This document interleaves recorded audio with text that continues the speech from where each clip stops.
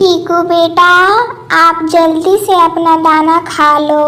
नहीं मम्मा, मुझे दाना नहीं खाना है। आप मेरे लिए आम लेकर आए, मैं आम ही खाऊंगा। ठीक है बेटा, आप यहीं रहना, मैं आपके लिए अभी आम लेकर आती हूँ। इतना कहकर टोनी चिड़िया आम लेने के लिए चली जाती है और उड़ते उड़ते उसको एक आम का बगीचा दिखाई देता है, तो वह आम लेने के लिए उस बगीचे में चली जाती है और एक आम के पेड़ पर जाकर बैठ जाती है। यहाँ पर तो ढेर सारे आम हैं, मैं अपनी चीकू के लिए कौन सा आम लेकर जाऊँ।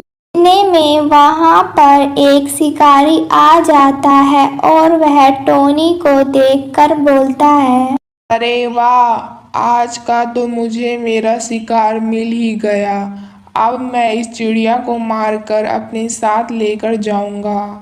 शिकारी टोनी पर वार करता है और टोनी पेड़ से नीचे गिर जाती है और शिकारी उसको लेकर अपने साथ चला जाता है। सब कुछ दूर बैठे पेड़ पर तोता देख रहा होता है और वह जल्दी से उड़कर अपने जंगल में जाता है और सभी पक्षियों को बताता है कि टोनी चिड़िया को एक शिकारी मार कर अपने साथ ले गया है।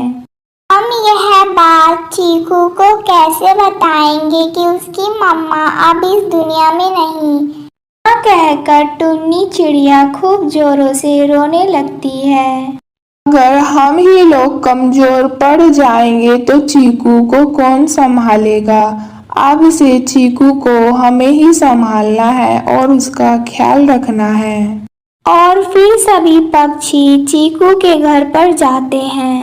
आप सब यहाँ पर मम्मा तो घर पर नहीं है, वह मेरे लिए आम लेने के लिए गई हैं। आप सभी बैठिए, वह अभी आती ही होंगी। चीकू, अब तुम्हारी मम्मा कभी भी नहीं आएंगी, उन्हें एक शिकारी मार कर अपने साथ ले गया है। सुनकर मानो चीकू पर दुखों का पहाड़ टूट पड़ा हो। वह कुछ देर के लिए सुन्न हो जाता है और बाद में खूब जोरों से रोने लगता है। पक्षी चीकू को समझाकर वापस अपने घर चले जाते हैं। अब रात हो गई थी पर चीकू को नींद नहीं आ रही थी, क्योंकि चीकू को अपनी मम्मा के साथ सोने की आदत थी और वह अकेले डर भी रहा था। दरवाजे पर दस्तक होती है और टुन्नी चिड़िया घर के अंदर आती है। चीकू बेटा, आज से तुम मेरे साथ मेरे घर पर रहोगे, चलो बेटा मेरे साथ। फिर टुन्नी चिड़िया चीकू को लेकर अपने साथ घर पर आ जाती है और वह अब चीकू का बहुत अच्छे से ख्याल रखने लगती है। अगली सुबह चीकू अपनी मम्मा को याद कर कर कहता है, आज मेरा जन्मदिन है, यदि आप मेरे साथ होती तो मेरा जन्मदिन आज कितनी धूमधाम से मनाती। ऐसा बातें टुन्नी चिड़िया सुन लेती है और जाकर सभी पक्षियों को बताती है। और हम इतने कम समय में चीकू का बर्थडे कैसे मना सकते हैं। अगर हम लोग काम बांट लें तो हम चीकू का बर्थडे मना सकते हैं। तो ठीक है, मैं अभी बाजार जाके सजावट का सामान और गुब्बारे लेकर आता हूँ। मैं चीकू के लिए अलग अलग तरीके के व्यंजन बनाऊंगा। मैं चीकू के लिए केक बनाऊंगी।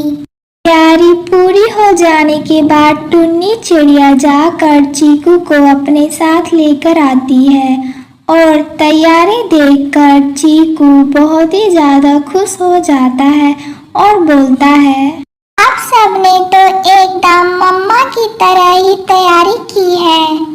चीकू केक काट कर सबसे पहले टुन्नी चिड़िया को खिलाता है और सभी पक्षियों को भी खिलाता है और फिर सभी पक्षी बर्थडे पार्टी एंजॉय करने लगते हैं और चीकू को हमेशा अपने बेटे के समान ही मानते हैं।